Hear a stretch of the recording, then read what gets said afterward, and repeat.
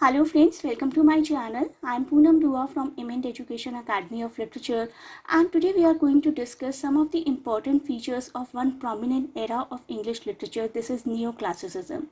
Today we will discuss all the features and evolution. In next part we will discuss all the stages which are part of Neoclassicism. So let us start the video now. Please do not forget to share and subscribe the channel. Let us start it now. Neoclassicism पहले समझते हैं. It comprises all the literature written between 1660 and 1798. तो सबसे पहले तो आपको eras learn करना बहुत ज़रूरी है.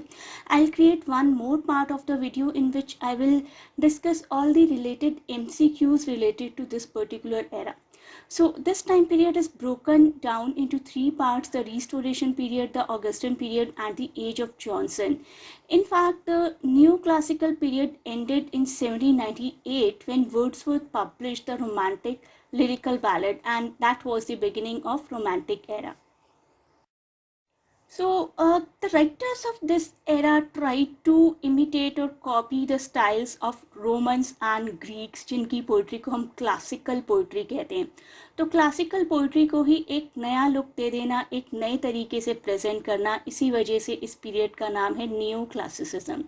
The term new means new and classical age in the days of Roman and Greek classics. This was also the era of enlightenment which emphasized logic and reason. It was preceded by Renaissance and followed by Romantic era. तो इससे पहले की जो stage थी that was Renaissance period, and इसके बाद का जो पीरियड आया उसको Romantic era कहा जाता है. इस वीडियो को पूरा ध्यान से देखिएगा, तभी आप किसी भी सब्जेक्टिव या ऑब्जेक्टिव क्वेश्चन को आंसर कर पाएंगे. So people during this era were very much interested in appearances. दिखते कैसे हैं, जेन्युइन हैं या नहीं है, उससे ज़्यादा कंसर्न नहीं था. दिखना जेन्युइन है, दिखना अच्छा है publicly. That was the major concern of people during this time. Men and women usually wear artificial jewelries or artificial accessories, specifically wigs, or they tried to look clever in public. Having good manners and doing the right thing at the right place, particularly in public, was an essential thing.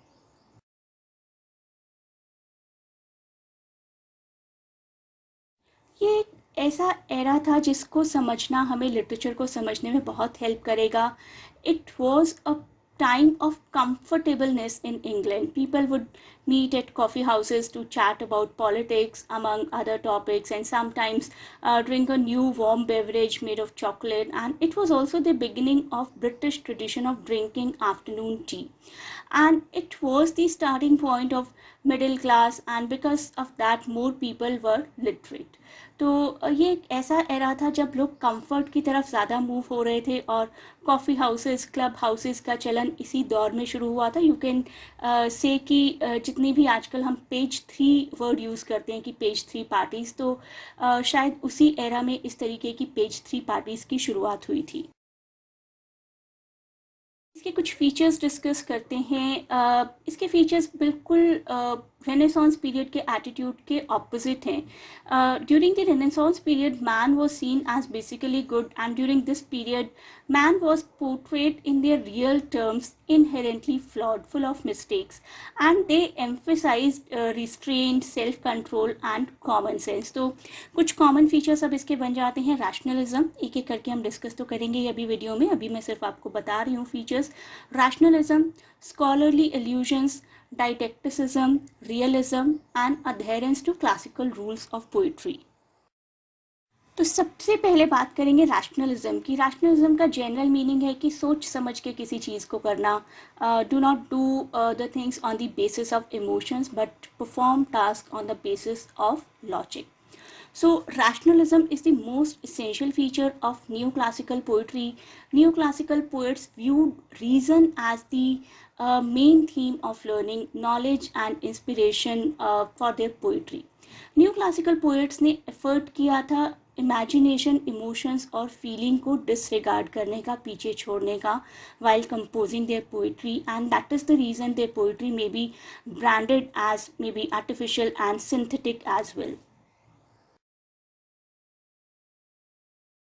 तो next feature सबसे ज़्यादा important भी है और सबसे ज़्यादा time taking भी है, स्कॉलरली एल्यूजन्स. तो स्कॉलरली एल्यूजन्स का मतलब होता है कि कुछ ऐसे एग्जाम्पल्स को यूज़ करना जो कि बहुत हाईली एजुकेटेड और well versed in various field of studies people can understand. They know a lot about religion, Bible and classical literature and various mythologies. तो classical literature, mythologies, Bibles में से examples use करना अपनी writings में, that is called to use scholarly allusions. अब मैं आपको एक एग्जाम्पल देने जा रही हूँ एक फेमस पोइट्री में से, अलेक्जेंडर पॉप की the epistle to doctor Arbuthnot. इस पोइट्री की 69th लाइन में एक वर्ड लिखा गया Midas. Tis sung when Midas year begin to spring. This is taken from a classical story जिसका डिस्क्रिप्शन मैं अभी आपको बताने जा रही हूँ। किंग मिडास की मैं स्टोरी बताने जा रही हूँ आपको। किंग मिडास एक सेक्रेड पर्सन और किंग थे who chose to satire Apollo. तो गॉड अपोलो को उन्होंने नाराज़ किया था और गॉड अपोलो ने उनके कानों की जगह डोंकी के कान लगा दिए थे and he used to hide his ears with his long hair. लेकिन उनकी वाइफ को उनका सीक्रेट पता था। He begged his wife not to tell anyone about his ears. His wife swore actually कि she will not tell it to anybody ever. At the same thought, she thought she would die from having to keep such a juicy secret bottled up inside her. तो उसको लगा कि इतना बड़ा secret अपने अंदर मैं कैसे छुपाऊंगी, किसी ना किसी को तो बताना ही है। But since she had promised her husband she would not tell anyone, she ran down to the lake. Lake में गई, put her lips to the water and said, don't tell anyone what I'm about to tell you. You and you alone will hear my secret. My husband has the ear of a donkey. Okay, I have said it and I feel much better because of it. I just could not stand it any longer. तो king Midas के ears को as allusion use किया गया poetry में। Like the wife of king Midas, Pope discovers some temporary relief by letting the secret pass to others about his clarification that why he used to mock all other poets in his poetry, why he used to take names of other poets in his poetries and criticism.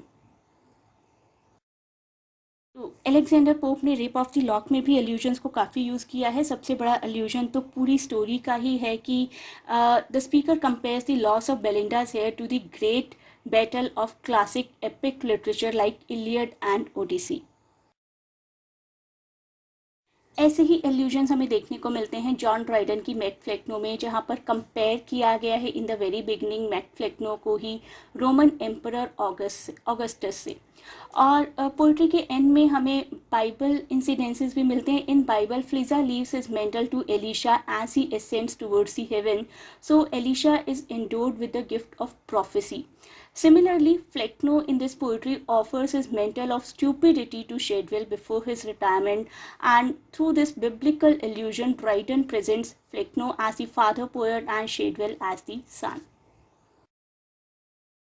अब move करते हैं डायडेक्टिसिज्म की तरफ। डायडेक्टिसिज्म का मतलब होता है कि किसी को मॉरल लेसन प्रोवाइड करना अपनी स्टोरी, अपनी पोइट्री, अपने प्लॉट के through.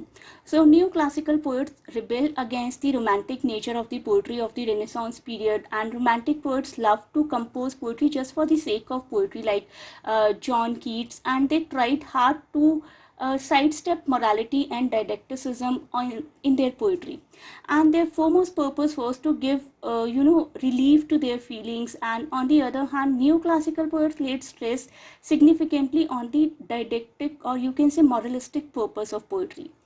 Didacticism here means to provide some kind of moralistic guidance to society.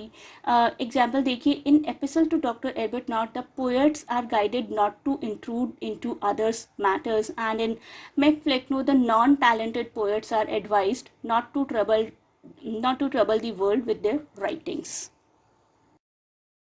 बढ़ते हैं रियलिज्म की तरफ। रियलिज्म का मतलब होता है to show the true face of the society to people, और यही काम न्यू क्लासिकल पोएट्स ने किया generally, rather than being very much imaginative और गिविंग एब्स्ट्रैक्ट और ideal ideas to the society. They believed in giving the true picture to the society. Example Rape of the Lock सबसे अच्छा है इसके लिए। Rape of the Lock reflect करता है उस टाइम की कल्चरल और सोशल सोसाइटी को, उस टाइम पर लोग किस तरीके से बिहेव करते थे। They had enormous amount of money, money gained from commerce and trade, and they used to spend a great deal of time in gossiping, backbiting, love games, and playing card games. So Pope has presented details of daily routine of such gentlemen and women in a very amusing way. Belinda and Lord Peter का example ले लीजिए. Belinda और Lord Peter दोनों ही representative हैं उस time की society के. अब बढ़ते हैं क्लासिकल रूल्स की तरफ. क्लासिकल रूल्स होता है कि एक पोइट्री अपने मीटर, राइम, रिदम में बंधी हुई होनी चाहिए. So the new classical poets were undoubtedly great adherents of these rules and they did everything that they could do to follow the classical rules and employ them in their poetry as much as possible. Classical poetry is simply poetry that is metrical, also called metered, thus contrasting with the unmetered poetry known as free verse.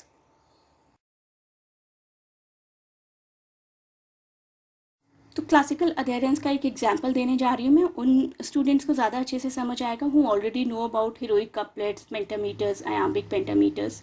So heroic couplet is a traditional form of English poetry जो कि new classical poets use किया करते थे. Commonly it is used in epic and narrative poetry, और इसकी lines rhyming होती है pairs में. आयाम्बिक पेंटामीटर में the poem is written in rhymed couplets of iambic pentameter, also known as heroic couplets.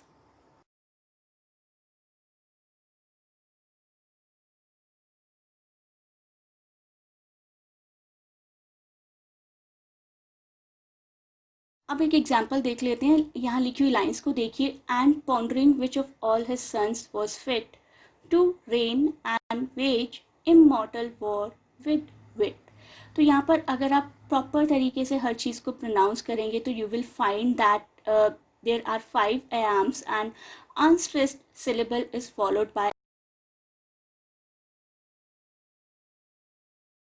Next part of the video में हम cover करेंगे restoration period, Augustan period